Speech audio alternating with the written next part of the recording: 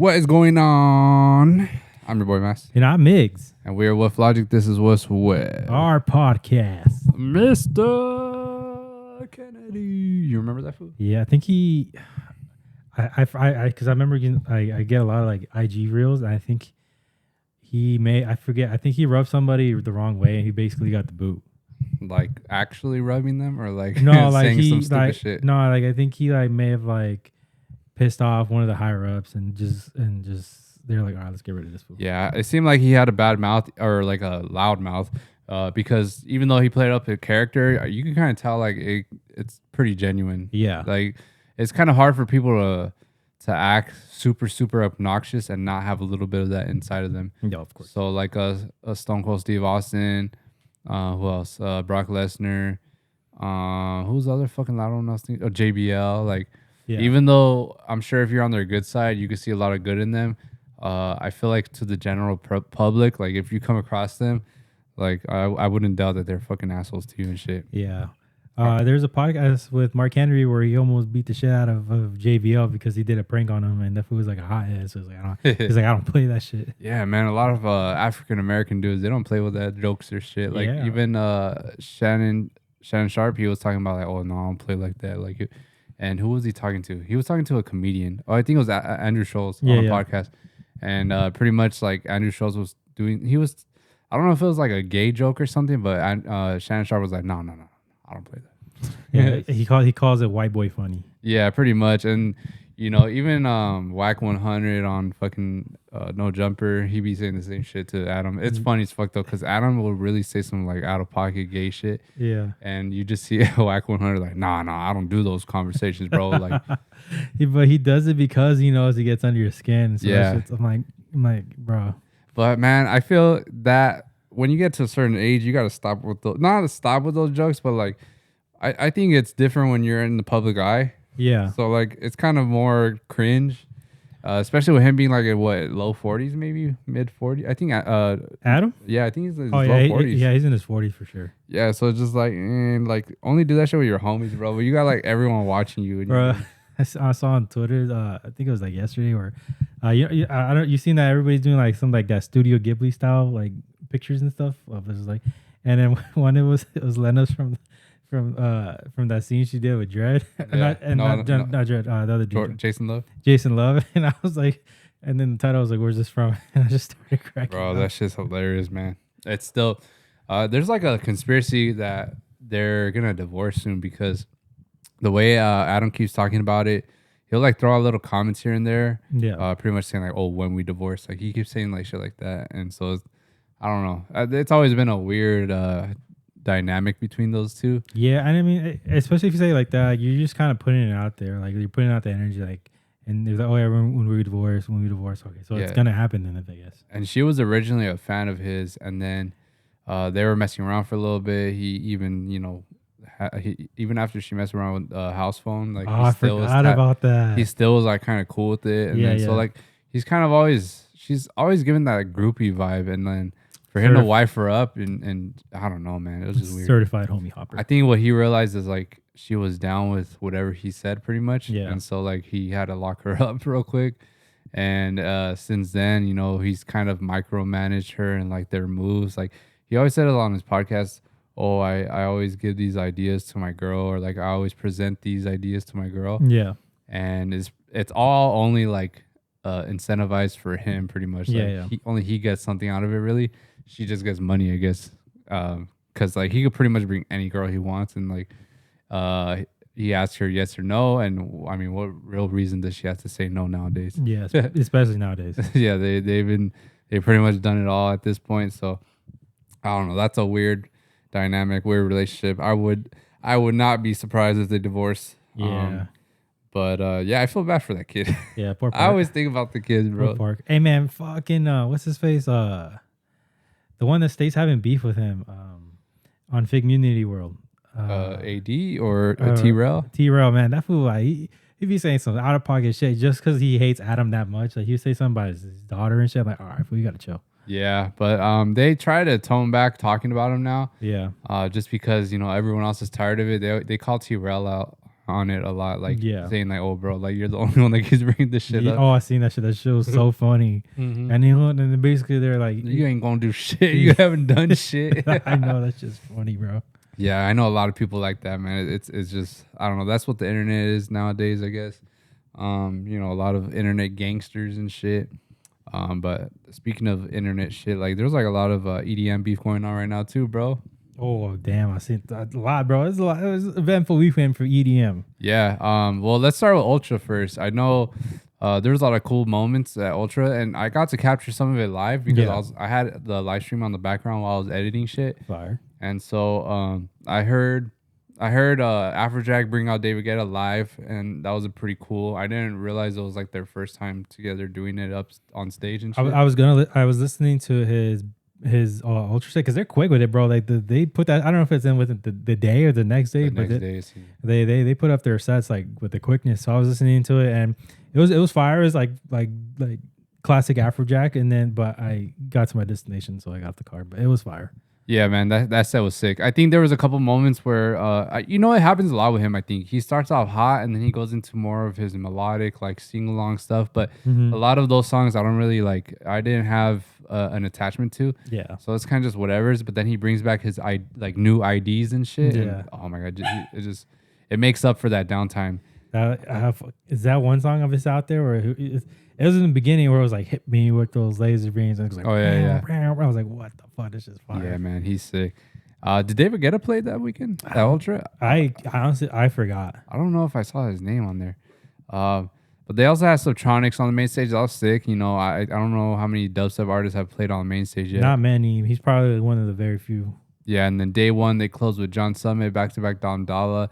That just goes to show, man. Like, you know, I think a bunch of genres are thriving right now, but like it just depends where you really dedicate your attention to, because sometimes I'm thinking like, oh, dubstep's dead, but it's really not dead. It's really not. It's just we're so far removed from it. Yeah. I just like keeping up with all intel and stuff that we just don't know what's going on with the scene and stuff. Yeah, I mean like Excision is closing out, fucking Beyond, I think he closed out. Yeah. And then you got like all these dubstep festivals, like Forbidden Kingdom is heavily dubstep based, and then you got Lost Lands. And so there's even some other festivals that are primarily bass music.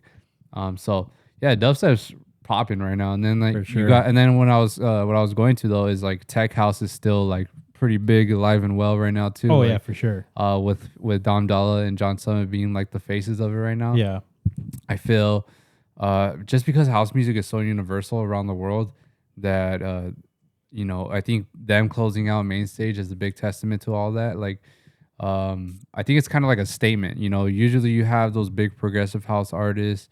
But I feel they've kind of taken a little backseat because from what I heard, there was a rumor that Skrillex was even supposed to close the main stage, but he turned it down and pretty much just let Hardwell close it again. Damn, and what's crazy is that whole Skrillex set is like, it seems like everyone's just talking like that's all over I see my feed about is this whole damn Skrillex set. I haven't listened to it like from start to finish, but I've seen like little snippets and I'm like, all right, I can see why everyone's talking about it. It's just. Yeah, he threw in a lot of classics, a lot of fan favorites. He's brought a lot of new IDs. He brought out Young Miko and like Damian Marley, and I'm like, damn, he brought a lot of people out for this shit. And then he's putting out like an album tomorrow or today if you're listening to it tomorrow. Yeah.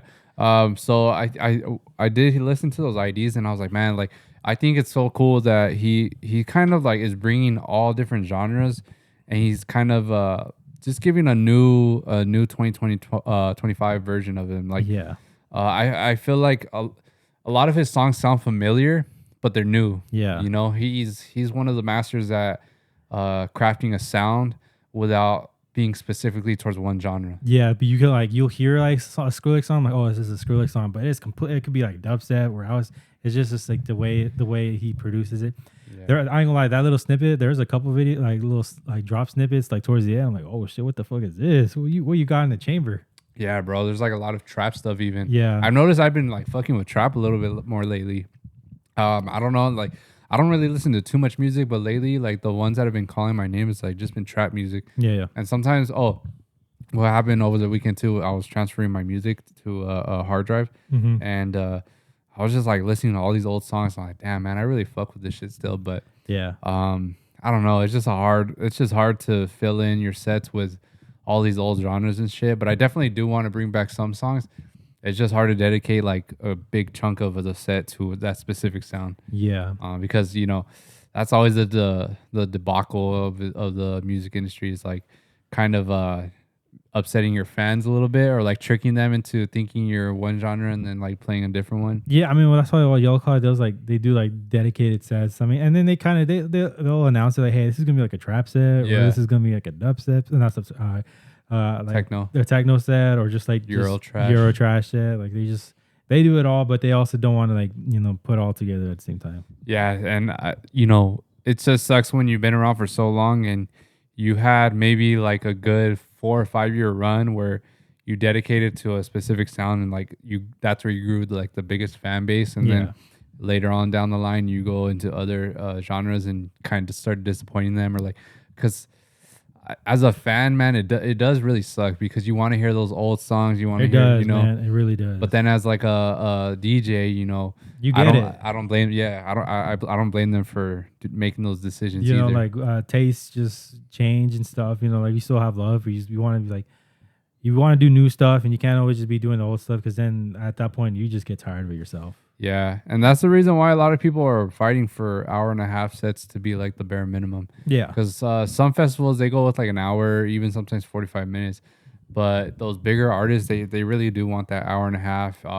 Even some want 2 hour sets, but I think 2 hour sets. I think I would definitely want to do it here and there, but you don't want that to be every time. I don't think. That's like be like something special. And then also you're gonna minimize your what's called lineups too, because you're using up more time for only like a less amount of artists.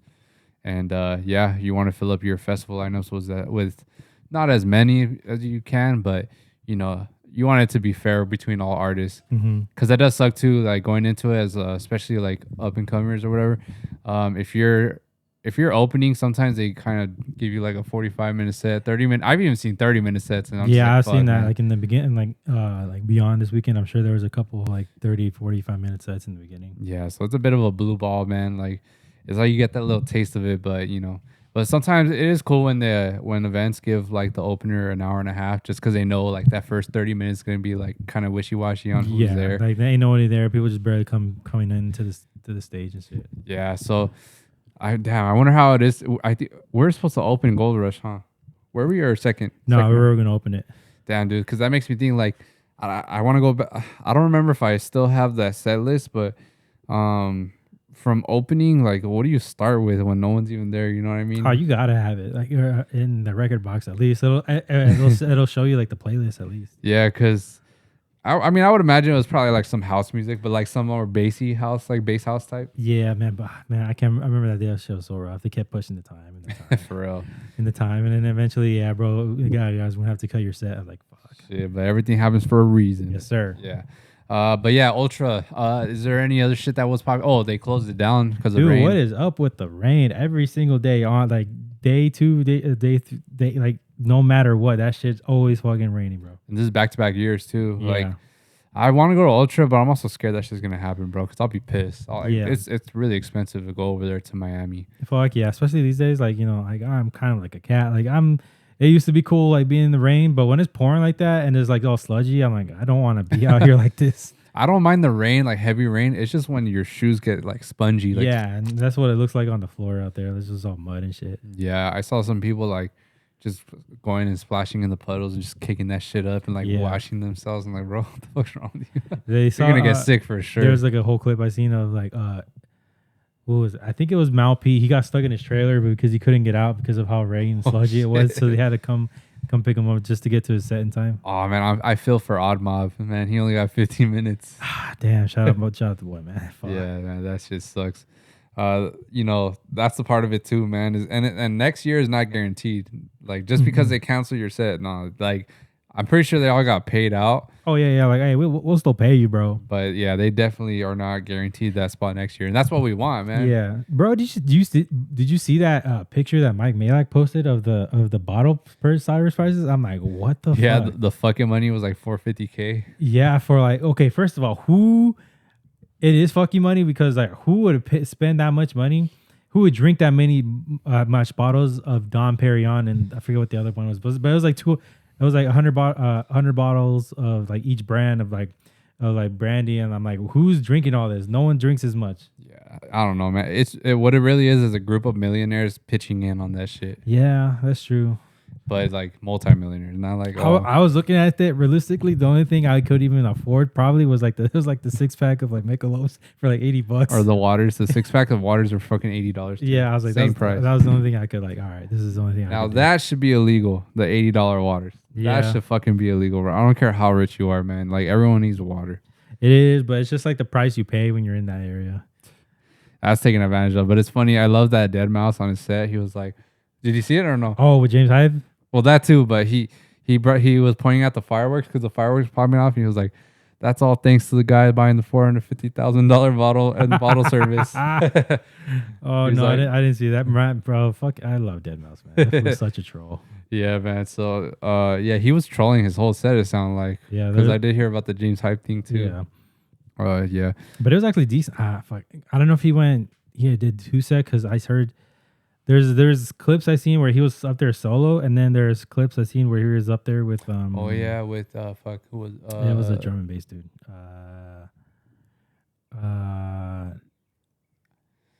Was it Scream? No, not Scream. Oh, it's gonna kill me. But I remember because he played the Dementia remix of Strove, and I'm like, damn, that's just fire. Yeah, I remember seeing that too. But what's it called? Was it under Test Pilot? It might have been Test Pilot. I think it was Test Pilot. Did you listen to any more sets though? I noticed Oliver Heldens, he went into a state of trance a little bit. There's like a whole bunch of them. I was gonna plan to listen to work tomorrow. That I was like, all right, cool. I got some new sets to listen because all right. So when you like for me when I go listen to sets at work, I usually listen to stuff from Ultra or from EDC or from here on there forth. So usually, obviously, that happens once a year. So I usually wait till I get to work to listen to these sets. Yeah, I listened to Hardwell's. His was sick as fuck. Yeah, I listened to his in the car. TSO was kind of cool. I didn't catch a lot of it. I only caught like 20 minutes. Martin Garrix, man, I don't know. I love Martin Garrix. I love like his IDs. Yeah, but I think there was like a good couple years where he just kind of went down like the super progressive house sound. And I don't know. I think that was like a time in my life where I wasn't really like into that shit. Yeah. Like it was a little. I think the drops were just super like there's a lot of songs that sound like the same when it came to the drops, but he had like when it comes to vocals and all that. Oh my god, like he has it's sometimes you forget how many fucking hits this guy came out with. Facts. Even the same thing with the Lesso. I feel like it's the same thing. During the set, the IDs are fire. But like there's like some progressive drops where it's just like, oh, this I heard this a lot before already. Yeah. But when it comes to the classics, man, like there's no feeling like being in a crowd of people that all know the song and all know the melodies, they know the lyrics, they know you're singing along with some random dude. Yeah, everyone's synchronized. Like that's what Ultra thrives on is these big names that have been around for a decade plus, and they could play the same fucking legendary songs, and everyone's still like, they're with the vibe. You know what I mean? Like, yeah. Everyone's synchronized. Everyone's just bouncing. Everyone's singing, and that's what Ultra and Tomorrowland really thrives on. I feel EDC kind of drifted away from that a bit. Well, they're kind of more focused on like letting the house artists and like just bigger other artists and other genres taking over main stage. Yeah, that's fair because like it's kind of like more of they're more of like, all right, who has a hot hand, and they're going to be the main stage artists, and not necessarily like where they're going to have like the biggest classics and stuff like that. Yeah, so like I think I don't know if it was 2 years ago. I think they have Valentino Khan, they have like Wookie, they have like artists like that, you know, and which isn't like a bad thing, but it's just obviously it's different. Yeah, it's not what EDC used to have, which is all the progressive house artist names on there and shit. Yeah. And what I do like though is that they kind of like spread them out, like they have them on circuit grounds. Me too. And so it's cool to see what they do with their visuals on stages like that. You know, I would really because obviously they do what the progressive has, the big room guys. They obviously bounce back and forth between Kinetic and circuit grounds, but you don't really see them on Cosmic Meadow, and that's like their third main stage. Yeah, I feel they kind of really dedicated Cosmic Meadow to Hard Summer, like the hard hard takeover the hard stage table now. stage. So it's kind of like that's where you would imagine people like Valentino, Dylan Francis, Diplo. But it'd be cool, like just seeing like I don't know, fucking Dimitri Vegas like Spike taking over Cosmic Metal. Wait, what the fuck did you just say? Dimitri Vegas like Mike. You said it funny as fuck. I'm sorry. No, did you see Unity? Actually, they added more dates. I did see. Wait, so because right now it's for Labor Day weekend. Yeah, and then they added more in September and then October. Oh, okay. They added 4 dates in September. I gotta see the lineup, bro. Yeah, I'm considering. I would definitely spend the money. I've seen like even the cheapest price was like what 200. Yeah, I mean it's a Sphere. Where you're sitting, you're still gonna be fired. Yeah, it's gonna be fire. You're there for the visuals. Yeah, but I gotta see the lineup. I can't just pay for a Blink date and fucking not fuck with the artist. Yeah, you know, man. I gotta see the lineup, especially for that type of money. You know, if like I already told Katie, if Dimitri Vegas like Michael on that, I'm going. Oh, for sure. Facts. But outside of that, I don't really have any artists I really need to see. You know. Nah, I mean, how would they even curate that lineup? Like, because it's obviously just one night each day, but like they definitely need Excision on one of these. Oh yeah. I also like that they started at 11. Oh, they do? Yeah, they're starting that at 11, and then it'll go into the night. Oh shit! Damn. So that will probably end like at 4. Yeah. Damn. I thought that was really cool. But I ain't gonna lie. I was when they released the rollout and it was like a Sphere thing. I was kind of bummed, bro. I was like, I want it tomorrow. World, yeah, bro. like it's cool to have the Sphere, but if you could also do like another festival, that'd be sick. Yeah, but I mean, but then I saw some like I saw some comments about it, and people were also kind of on the same wavelength about it. But then they're like saying, okay, well maybe this is just like the first of just them just seeing how it worked just on the collaboration level, and then from there, you know, if the business is booming and Unity is a success, which I'm sure it probably will be, then they'll probably actually like get into talks about actually doing a festival. Yeah, hopefully it is a success, because I definitely think this is what they're going based off of, like how many tickets they sell and shit. But as you mentioned, the problem is a lot of people were bummed out too, like that it wasn't a big festival already. So yeah, it might scare some people from buying tickets. It might be like, oh, like you know, it's kind of underwhelming, but this is the start. You know, you gotta support any brand that you want to be successful. Yeah. In order to get more of it, you know, whether you like the product or not, that's kind of just how it goes, unfortunately. So hopefully they do have a great first couple shows. Which I mean, they added new dates for a reason, so they sold the tickets that they needed to. I'm sure they did, because I signed up for the thing, Me too. the meme list, and so I got the pre-sale thing, but you only got the password for if you were so you got the pass there for the pre-sale, but you couldn't like buy the tickets or like access them unless you were like an Insomniac Passport member. Otherwise, you had to wait till 10 a.m. like everyone else. Damn, I used to be one. Yeah. Damn, those were the days. I was like, damn, why? Because I got that email for the passport, but I just it didn't even occur to me to buy it, and I thought like, oh, they'll give it to me next year. Nope. I didn't know it was just like first come first serve. Pretty much, man. They hopefully they bring it back though. Like maybe you have to wait 5 years or something. Yeah. I don't know. Did you get any like FOMO for Beyond? I felt it a little bit at work. A little, especially the first day, only because I got home from work, and I get a call from Sammy and David, and they were going like randomly. I'm like, oh shit, they full sent it, and so I just in that moment, and just like seeing sometimes like it's mainly when I'll see like clips here and there of just how it went. I'm like, damn, that should look fun. But at the same time, like as soon as I scrolled away, it kind of the feeling went away. I get FOMO for like a quick second, and I had it at work because I was fucking working when that show was going on, so it made it even worse. I'm like, man, I'm over here fucking picking boxes and fucking bags, and people over there raving and shit. Yeah. And then I had coworkers that were going or that went, and they were going the next day too. And then so I was just like, oh man, I'm getting a little bit of FOMO, but then like once the event passes, like I literally like I'm actually happy I didn't go. Yeah, man, you don't feel like shit the next day. Yeah, exactly. Or you're not. You didn't fucking blow hella money on fucking alcohol and shit. You're just like, all right, cool, I'm chilling. Yeah. So you're not, because I mean, you always have some kind of regret the next day after a rave, either it's financial reasons or for just your body. Yeah, but man, I've been hearing I heard a lot of bad stuff on this one. Really? Yeah, I seen you know, at least I saw a lot of people posting stories like pictures and like videos, and like I saw a lot of people that that I knew have a good time. But if you go in the comments for the Beyond post, like it seems like a lot of people had bad times. And then also like those EDM news pages, like they're posting a lot of clips of fights, and there was being packed like sardines. I mean, that's the thing. I actually didn't see any fight clips, so I saw two. Yeah. Mm-hmm. Yeah, one was after Ben Nicky and That's crazy. Darren Styles. It was like that was a closing set too, so it was after the event. That's crazy. And then there was another one by Main Stage. But yeah, man, when it's packed like that, the tension's gonna be high, and a lot of people are saying that tickets are being oversold, which I do wonder about the logistics and all that. I wonder if it's actually being oversold, or maybe if it's all these damn vendors sneaking in people for $80. That too.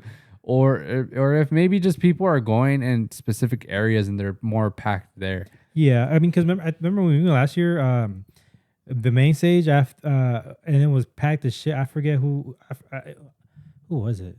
It might have been Subtronics actually. Well, yeah, man, I think. And then so we were like, oh, screw this, and it took forever just to get out of there. But then we ended up rolling to the Looking Glass, and we saw who's that house DJ we always like seeing? She's a girl. Damn.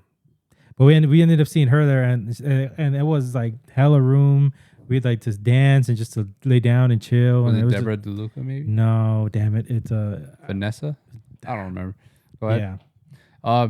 Nah, bro. I think maybe what they should try, they should try to switch the layout for the main stage, because although I don't know, it's hard to imagine a whole new layout. Maybe they do need a new venue if you think about it. Yeah, but they've been doing this shit, bro. They've had a strong foothold in that law center since like the early 2000s. From just like the videos I see from that old IG like rave store, like that shit's like been like a hot hub for a minute just there. Like, think about this: has the amphitheater, Glen Helen, has it ever had any like complaints about being too packed? Never, but.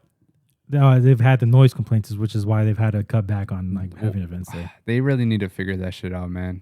If they could have events at the Glen Helen, it would like literally save so much headache. Yeah. I don't know. Maybe they incentivize people that live around there like $2,000 or some shit for the weekend. Yeah, it's like here's slide your little check. Like, hey man, just for real, because that venue. Jay Wara. Yeah. But no, because that venue is just fucking. I fucking love that venue. But anyway, back to the non-center, because when you think about it, man, if people could just go to the left side at main stage, there would be a lot less like complications, because everyone's just going to the right. And if you're on the left, bro, it's literally not a fucking issue ever. It's just the most accessible. They just see it, so they don't even, I mean, bro, remember when we were at EDC and Circuit Grounds, and so it like the whole left side was packed as shit and the whole right side is free as fuck, just because people aren't looking. They don't realize that they can just walk around. Exactly. So if you could almost make it like kinetic field where it's open on left and right. Yeah. For main stage at the NOS Center, I feel like that would save it. It would, but then I think the issue is just because the VIP is always on the left side, so they'd have to move it in a way where that just wouldn't get in the way of things, or they could like you know how sometimes like on Circuit Grounds, I think they had it like VIP like at an elevated thing, like they could try to do that. I don't know, just try, but you were saying just try different layouts and stuff. Yeah, but it's hard to imagine that too, because they're only going longer on the megastructure. Yeah. And if they turn that megastructure the other way, like, does it even fit if you think about it? What if they do it if they do the main stage at the raceway part? But that's the thing, bro. That speedway is the worst part. Really? Yeah, that's where it always gets packed. Damn. Like, because that's always where all the dubstep stuff is at. That's where the dubstep, but also on the right side, going in that side is where it's always the most packed. When we went over there, that once where you were there with us when we were like super stuck right there, moving. So that's one situation. That was one time. There was a video going around of the same spot, same scenario for this event. That spot right there. So clearly that spot is a fucking problem. Yeah. And then same thing when they had Hard Summer in that area, like it was a problem right there too. I mean, on the opposite side though. Yeah. So I don't know. I think maybe they should put like fucking Quantum Valley over there. Not Quantum Valley. Cheshire Woods or something. Some other stage over there. Yeah. Like a different genre, maybe like a trance stage, or Maybe, the hardstyle stage. Yeah. Maybe just cut out, like that middle stage they have there and just put it somewhere else. So that way they can, like, instead of making it longer, the main stage, make it wider. Yeah.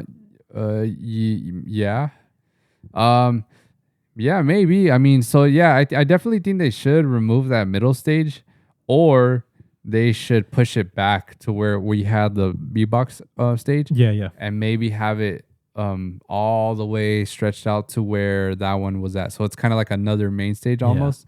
So like and then they could. I feel like they should just push back all the megastructure stages all the way to the far back. Yeah. And then eliminate that middle one, and that way it's like less stages but more space.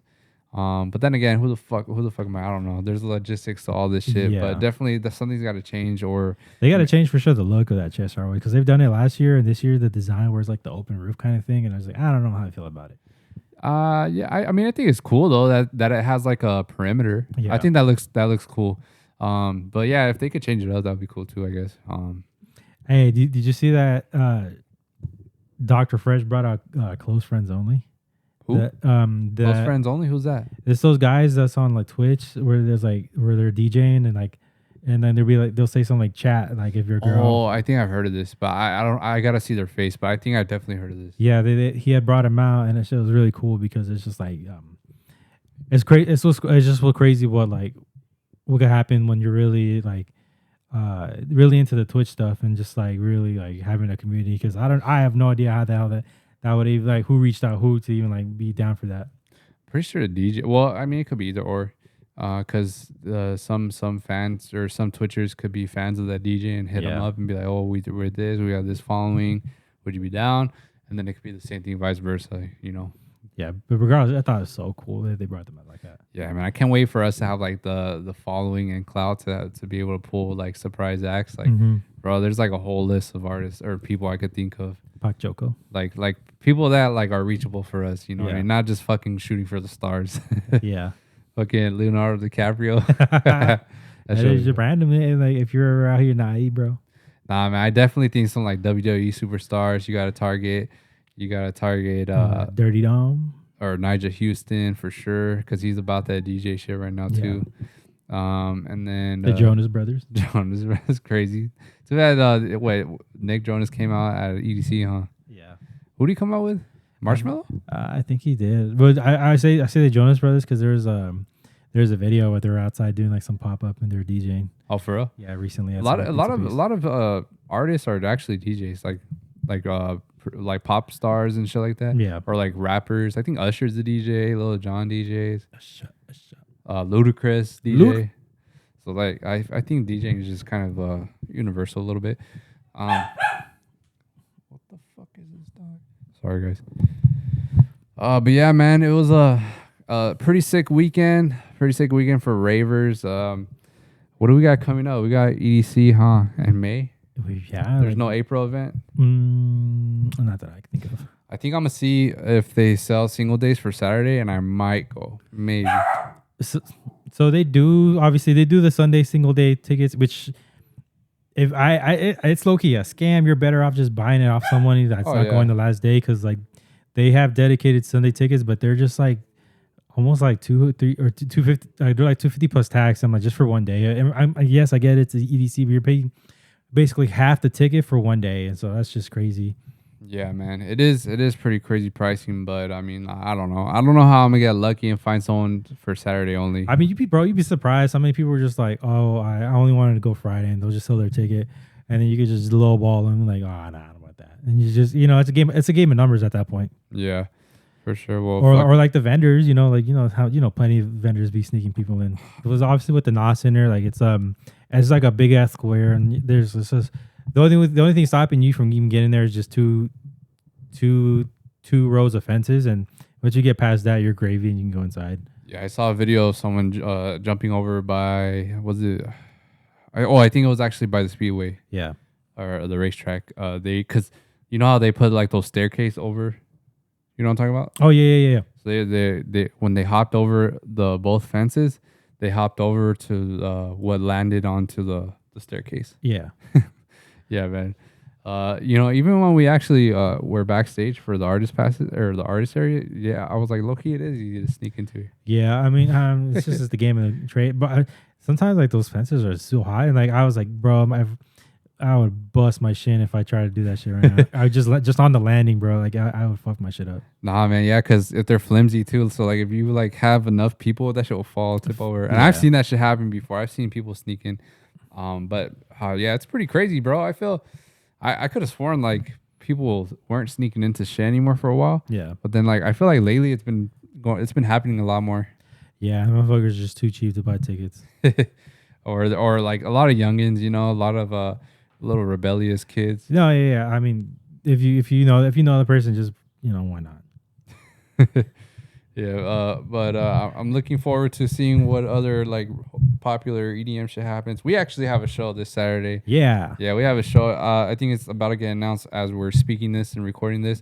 It's happening in LA. We're making our Code Red debut. Shout out Code Red. Yeah, it's formerly known as Fever. You know, they had their little breaking off, but Code Red Saturday we're headlining.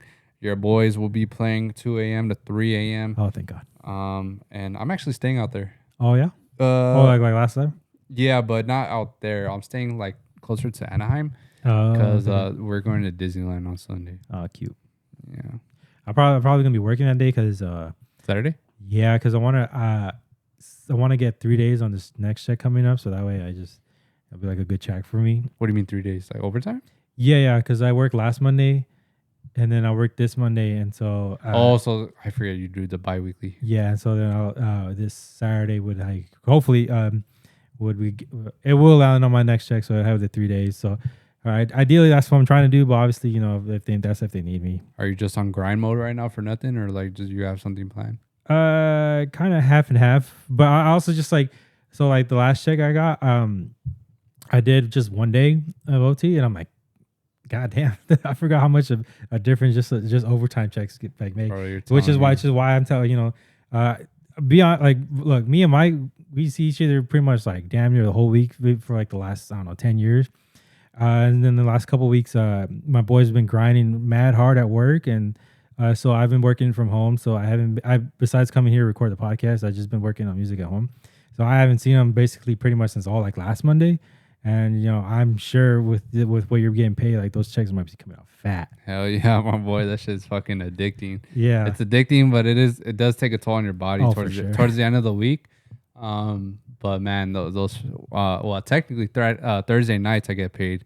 So like I'll be at work and like it'll be like 11 p.m. I'm just like that fucking direct deposit hits. I'm like shit. I feel worth it. Yeah, I feel like a whole new man, bro. Bro, I will say I'm not even. I'm a little ashamed, but it's kind of funny. But because I have the sick days to do it. But so last week I worked Sunday and Saturday. I mean, no, I worked Sunday and Monday, and so that was like the first time in a while where I've worked like overtime like that because it's just been slow at the job, so they haven't asked, but it's been picking up, and so I was so tired. And then we also had shot Maple Alley the day before that, and so I was pretty tired that day too.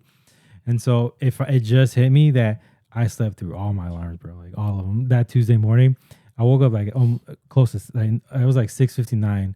I missed through like multiple calls, multiple alarms, and I literally looked at my phone and I was like, I get to work like close to 8 just because that morning traffic's all that bullshit.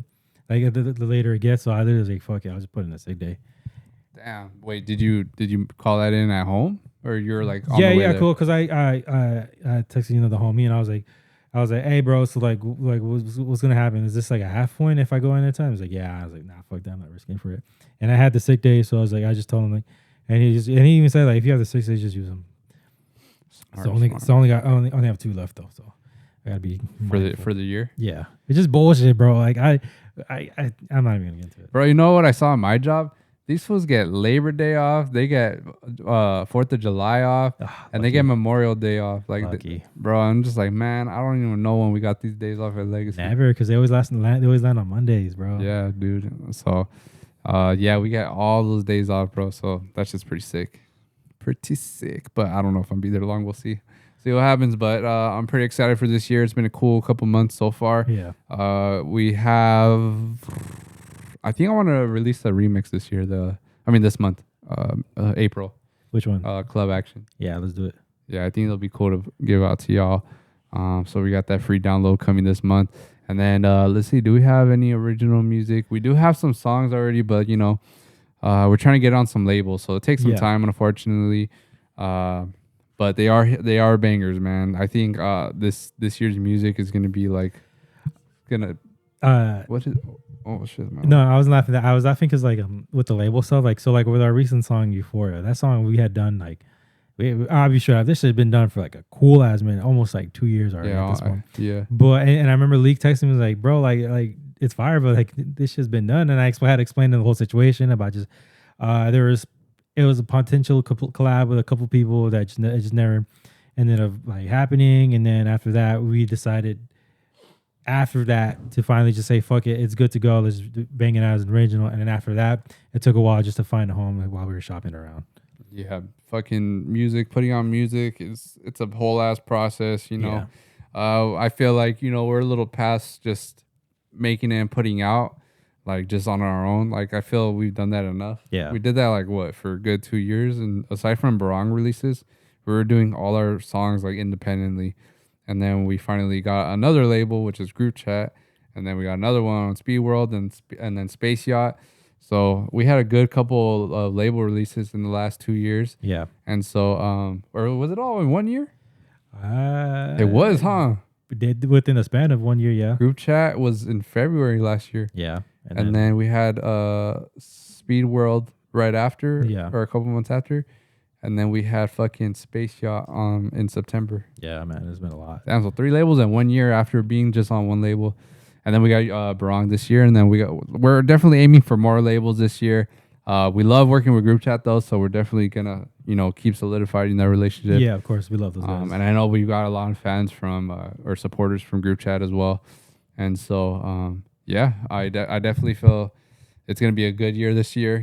Hopefully we lock in some book. We've been hit up about bookings in other areas, not just SoCal, and so it's just all about getting the pen on the paper for them and shit, and coming to terms on agreement.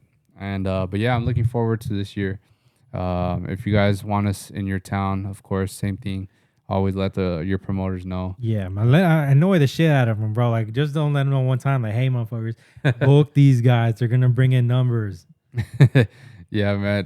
But is there anything else we had to tap into? There was some drama, but I don't know if you want to talk about it. Of course. With the underground scene. Of course, bro. Let's talk about it. All right. So obviously with Beyond this past weekend, a bunch of actors, both in here and the IE, people always, they're always trying to do something to do after the event. So there was a bunch of them in the IE, close to the venue, like some of them hosted by very reputable underground events, and one of them being Lick and Dip. And apparently they had posted on their IG, they had posted on their IG that they got shut down after 2 a.m. on some house party shit because I guess you could call them opposing other event company that was also throwing something that night.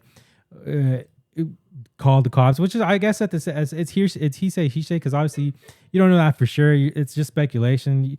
Most of the time you kind of have an inkling, but you can't like completely prove it. I think if they said that, they probably had someone tell them that. I mean, that's what I would hope that someone, although I don't want any of this to be real. Yeah, no. I would hope that someone told them that, and that's why that's why they made that post, is that they got the tip that the cops were called by the other company. Because what I told Kitty, and I said, and I even put it in the comments, I was like, bro, like, you guys had this event in Fontana, like, been there, done that. This shit's don't last. And they had it on Juniper Avenue, which is the street over from Sierra. Oh shit, they had it in Fontana? Yeah, bro. Dude, I didn't know that. I thought it was like somewhere in San Bernardino. Yeah, bro, they had it in Fontana on Juniper. Damn, Lick and Dip. And bro, like, that's the street over from fucking cops, and that's where they're always like patrolling around here. And then I saw the address. Yeah, it was like a little tiny ass spot. I don't know if maybe the map showed me a wrong area, but it was like literally a little.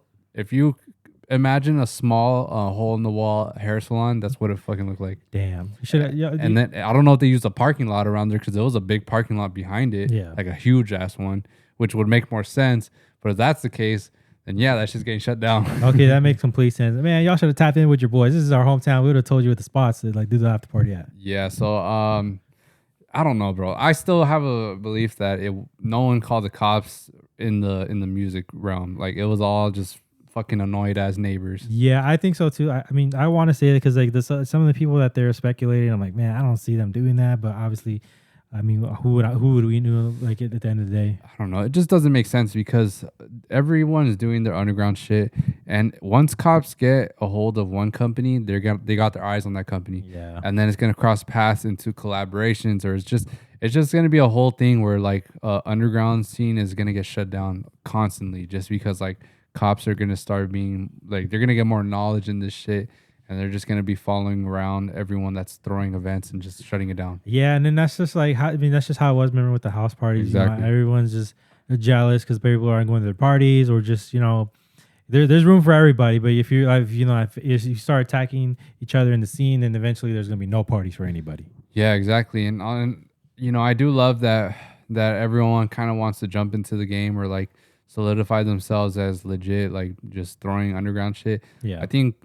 I would assume like the goal for everyone that's hosting these is like they want to be more legit. Yeah. And maybe make it more formal and start LLCs and just do everything more, legit. Because at the end of the day, like you don't want your event getting shut down. You don't want to book these big headliners just for the event to get because at that point you're just losing money. Yeah, and so I feel the following for all these undergrounds are like it's growing like super rapidly. Like all these new companies that are just popping up, they blow up like pretty quick. Yeah, and so I don't know. I think there's room for everyone. There's always room for everyone. It's just there's a time. There's gonna be a time when these things like come to an end because it's just gonna get too dangerous. And like a girl already died at one of these. Rest in peace. So she got killed at one of these.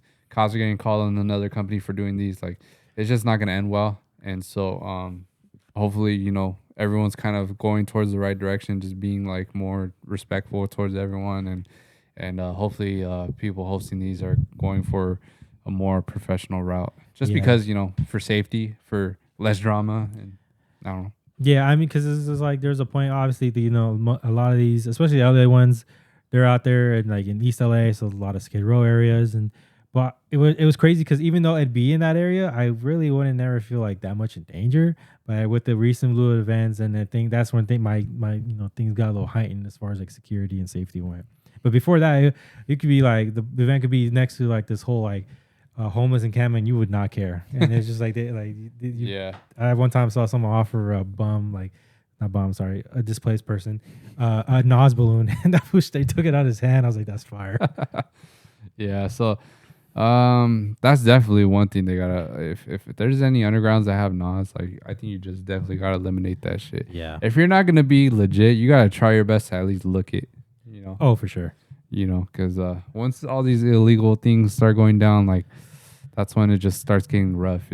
It's hard to last if you keep going at that with that rate. Yeah. But yeah, hopefully everyone just stays away from drama.